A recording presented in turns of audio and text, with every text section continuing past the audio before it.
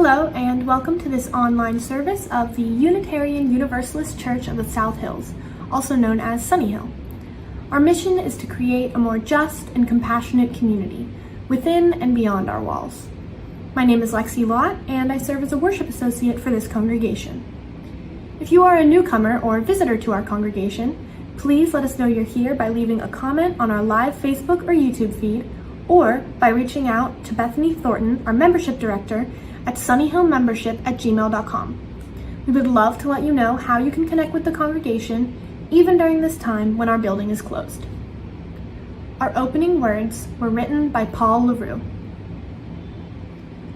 We gather in community to rest from our labors, greet our neighbors, and to open our being to insight and intuition of that greater reality of which we are all a part. May we find in our time together inspiration and renewal. May we touch the holy in each other and be touched by the graciousness of life. May we find here a calm peacefulness that will carry us through the days ahead. Thank you, and welcome once again to Sunnyhill and this online worship service.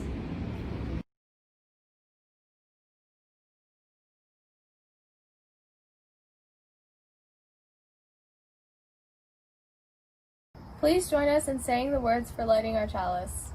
The flame of our chalice this morning is a symbol of the warmth and brightness of our connections. The flame lights our way forward into this new church year of promise and renewal. Please rise in body and or spirit and join in singing our hymn, Gather the Spirit.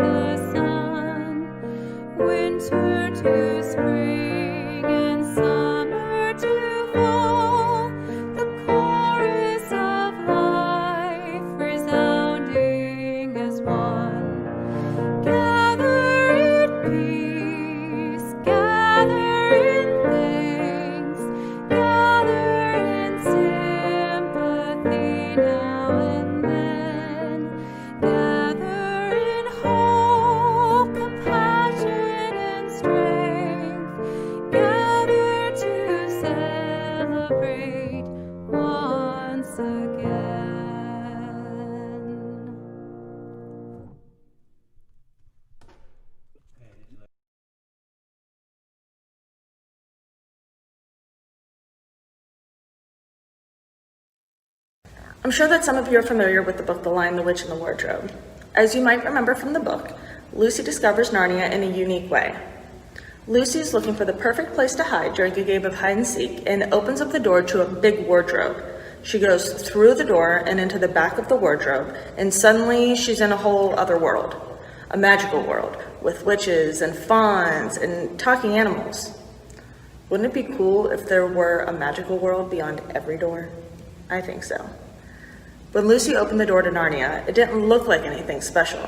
It was just a boring door to a wooden wardrobe full of clothes and coats, but across its threshold was magic. Lucy already had a foot in Narnia before she quite realized what was happening. Many of the thresholds in our lives are like this. We don't know that we're crossing into another world until we're already halfway there. The door of a church takes us down a pathway of growth we might never have expected. The door to the doctor's office suddenly opens out into a life with a hard diagnosis. A restaurant door opens onto a first date and echoes forward into the relationship of a lifetime.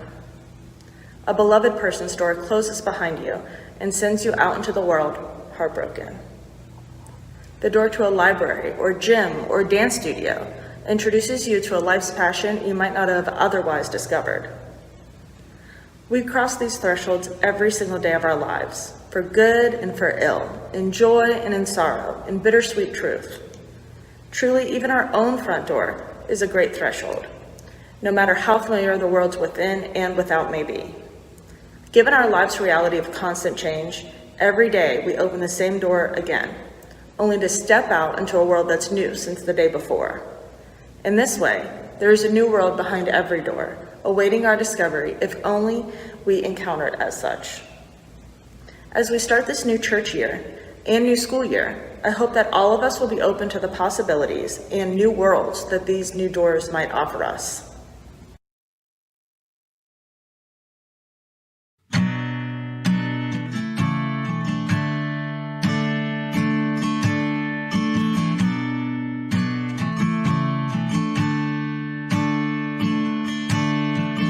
This is the sound of one voice, one spirit, one voice, the sound of one who makes a choice. This is the sound of one voice. This is the sound of one voice.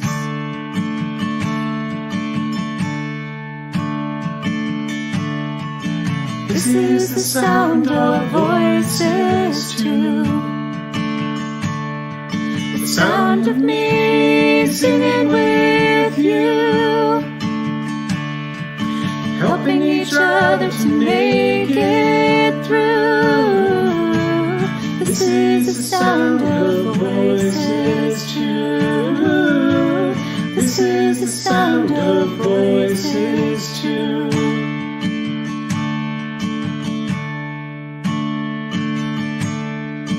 This is the sound of voices three, singing together in harmony, surrendering to the mystery. This is the sound of voices three. This is the sound of voices three.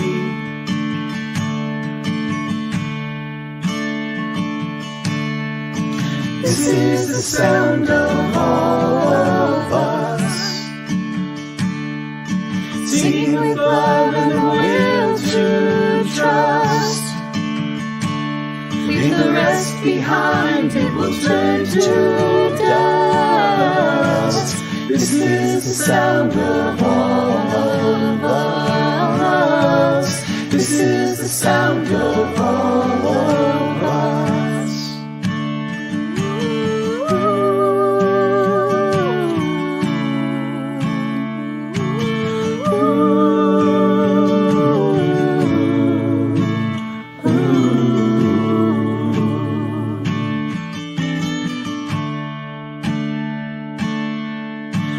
This is the sound of one voice,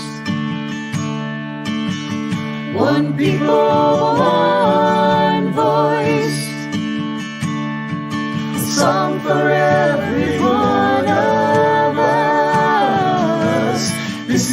the sound of one voice.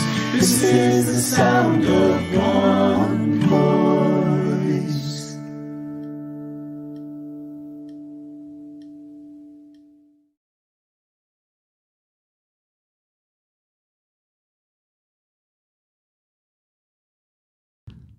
This is the time in our service when we share joys and sorrows that have been submitted by members of the congregation, so that the things that we are celebrating and the things that we're grieving need not be held alone by any one family or individual. I encourage you to submit your joys and sorrows, as it is an important way of staying connected with one another, especially during this time when our building remains closed. However, I have no joys or sorrows to share this week. Please join me in the spirit of meditation or prayer.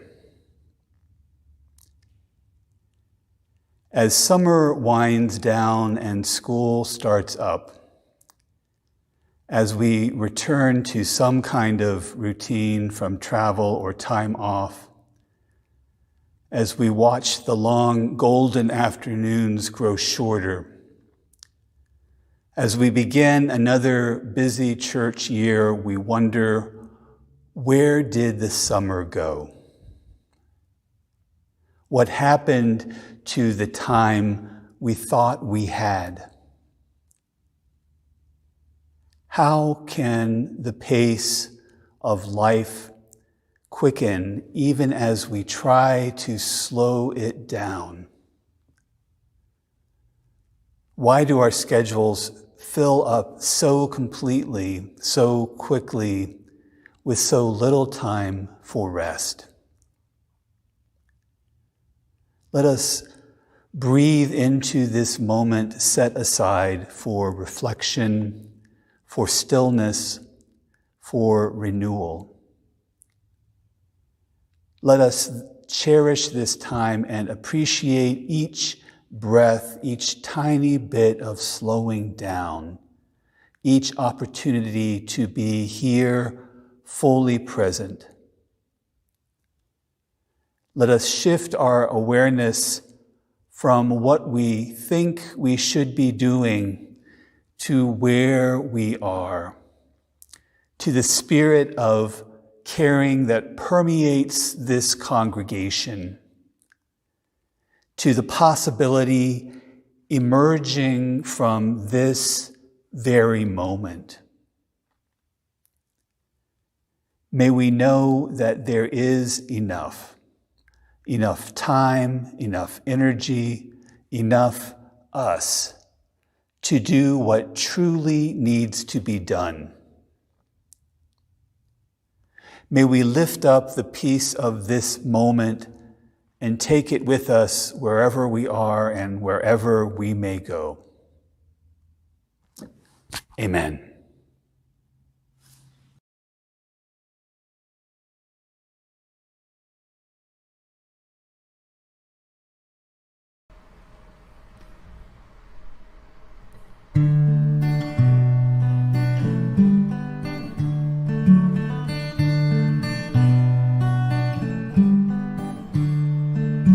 Breathe in, breathe out, breathe in, breathe out.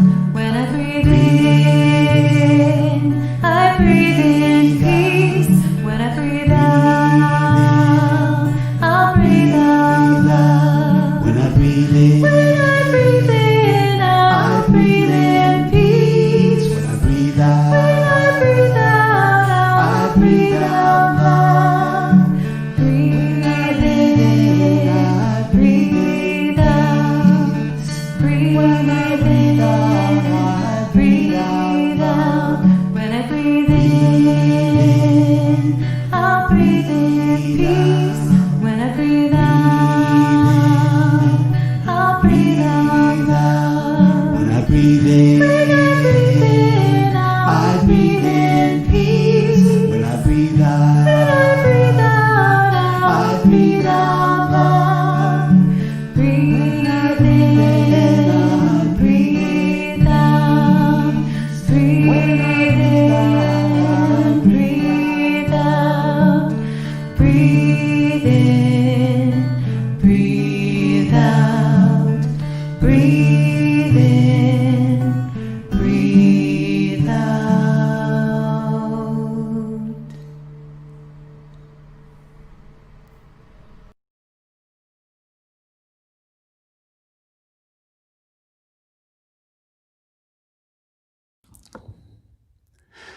I think it's fair to say that it's been a long, strange summer this year. Somehow this weird and painful year of 2020 just keeps getting weirder and more painful as it goes along. Sometimes nothing seems to be as it should, and nothing seems to feel as it should in our lives.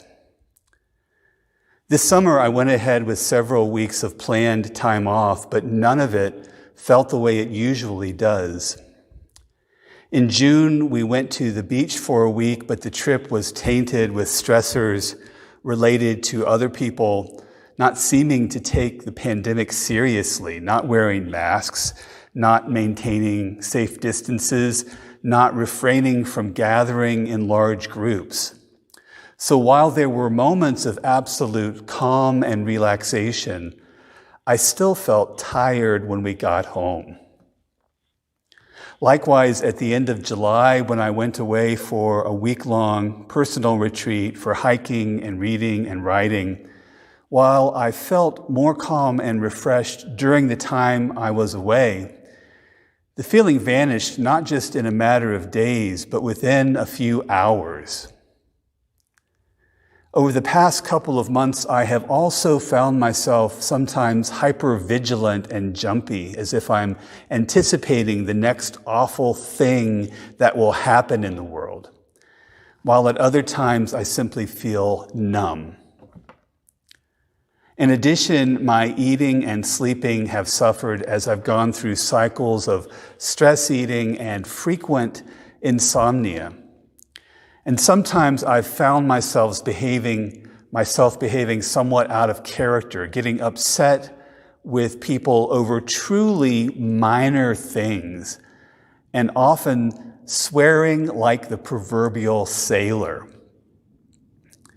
I dare say that some, if not all of you, have yourselves been experiencing some of these same things. It turns out that all of these feelings and behaviors are symptoms of something called crisis fatigue.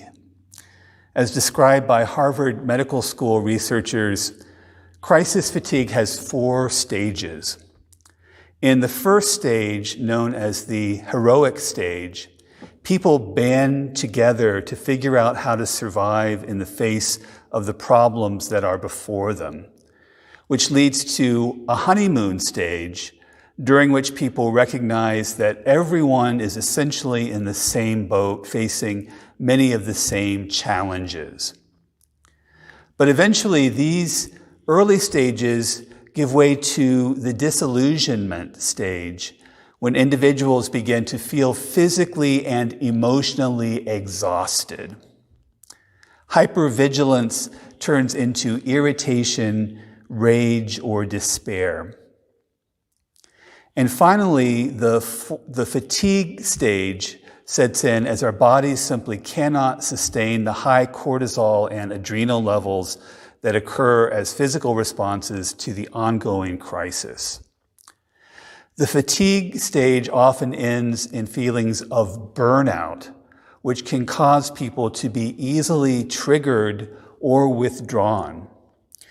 It's also the stage when people are more likely to engage in risky behaviors that are detrimental to themselves or to others. Hence the recent onslaught of alcohol abuse, drug overdoses, and suicide. Crisis fatigue is a very real and very serious phenomenon. It can result in chronic physical and emotional issues or even death. 6 months into the pandemic, the effects of crisis fatigue are all around us. I've seen the symptoms in myself and others, and unfortunately, it's probably not going away anytime soon. So we need to deal with crisis fatigue. We can't just tough it out. But what can we do? Medical and mental health experts recommend several strategies which might be useful.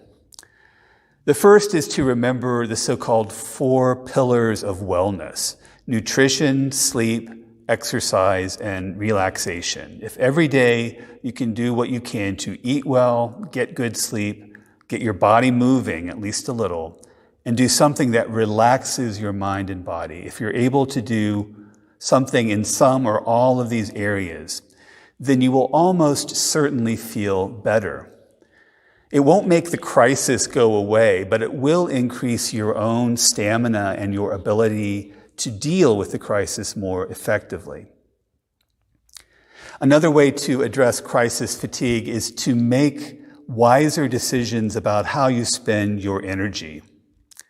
If you are constantly on social media or watching TV news or reading online news updates, if you're spending a great deal of your time and energy doing these things, you are probably not making wise decisions.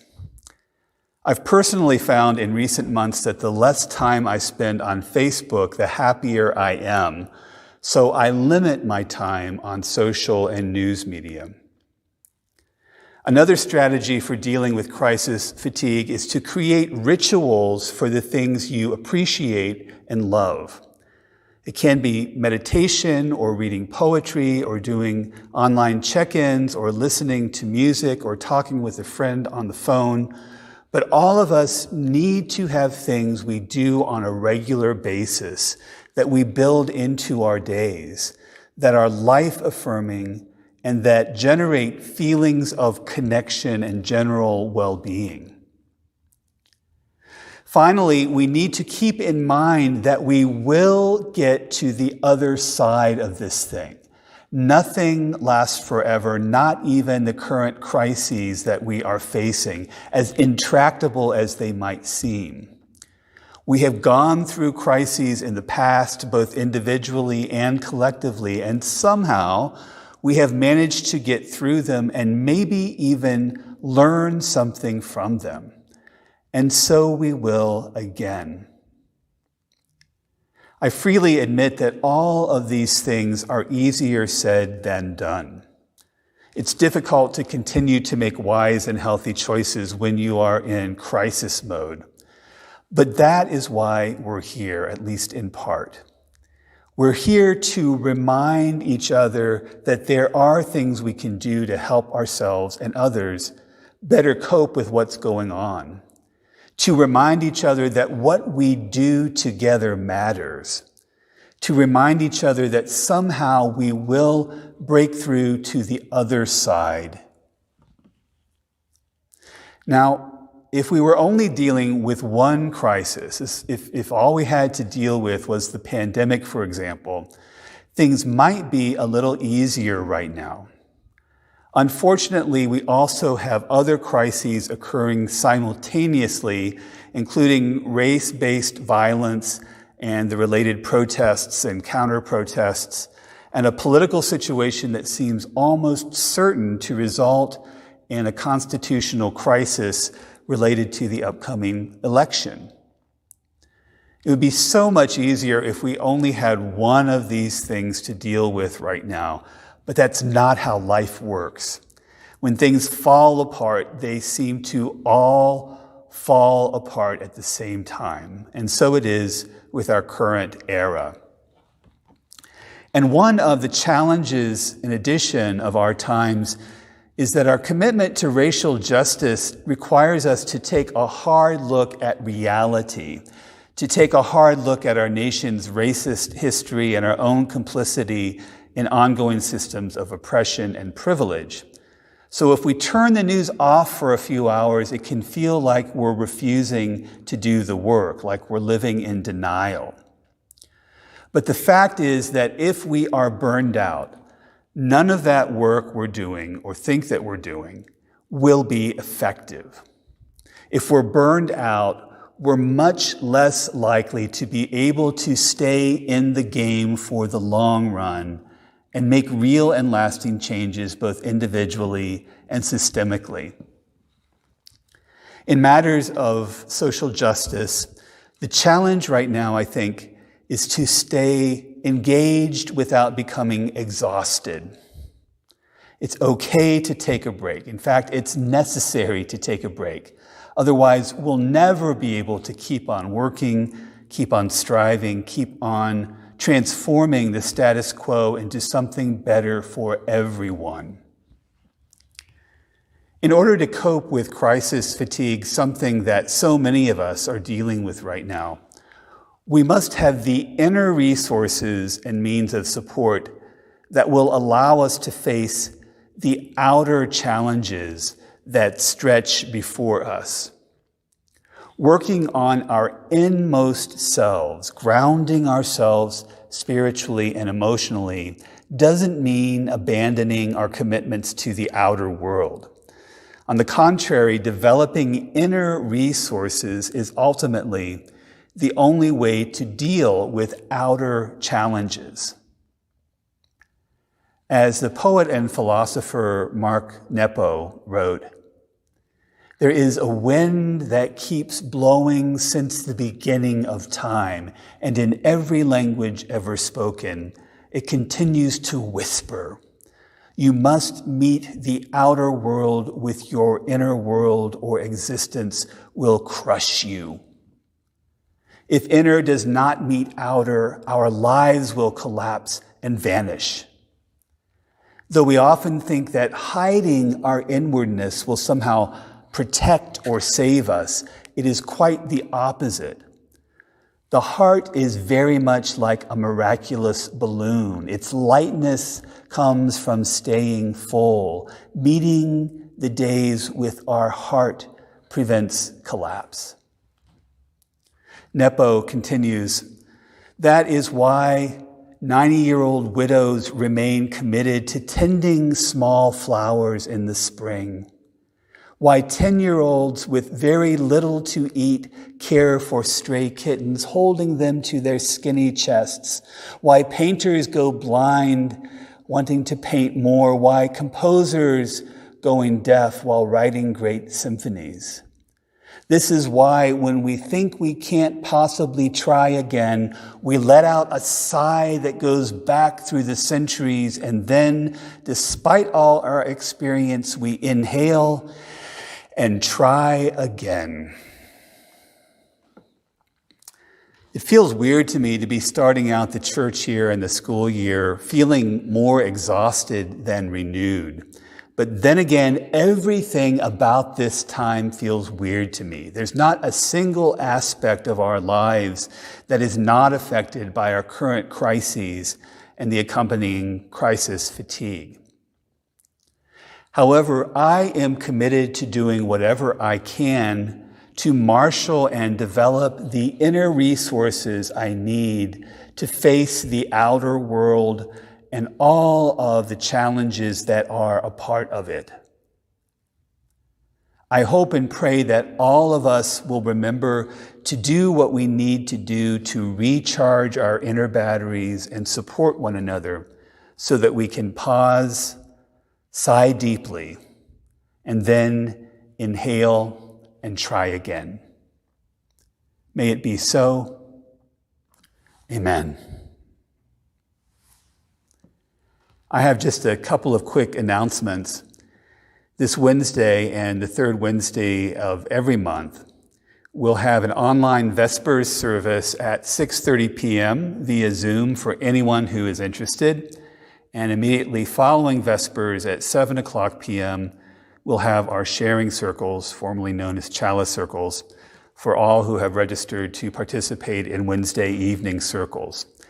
There's still time to register by going to our website and scrolling down to the button that says Soul Matters Sharing Circles Sign Up. We'll send a Zoom link to use sometime during the day on Wednesday. Also this evening, Sunday, we'll have the last in our 5-part series on policing and racial justice in the South Hills. Tonight's session will focus on what we've learned and next steps that we want to take.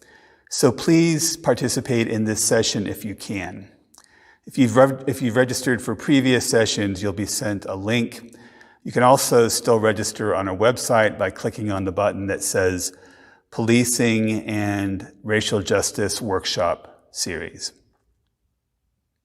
Now I invite you to rise in body and or spirit and join us in singing our hymn, I Know I Can.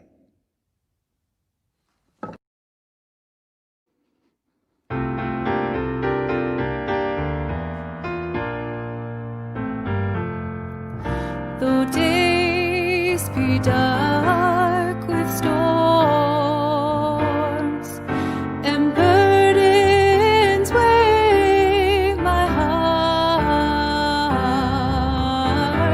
though troubles wait at every turn, I know I can go on when sorrow heals my soul and burdens make me strong, though troubles wait at every turn, I know I can go on, my sister in my heart, my brother in my song,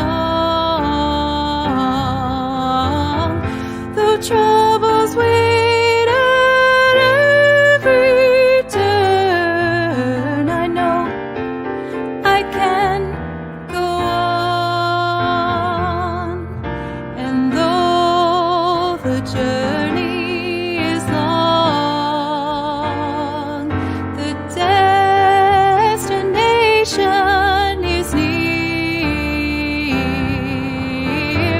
though troubles wait at every turn, I know I can go on. So brothers, take my hand, and sisters, sing my song, when hope awaits at every turn, I know we will go on.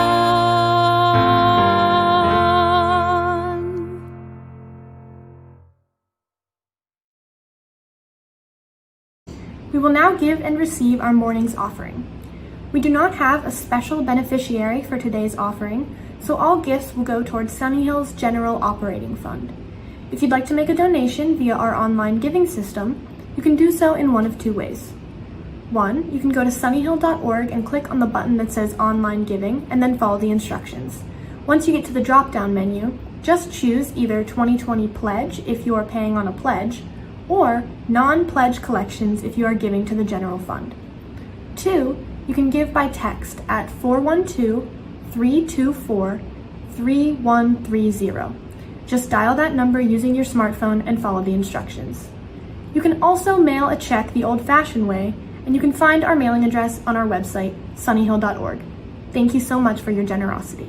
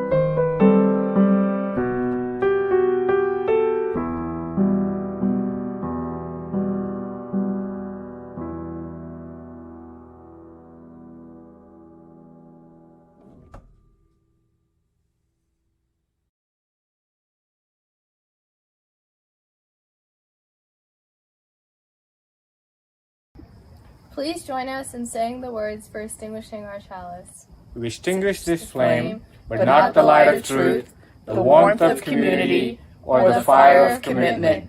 These we carry in our hearts until we are together again.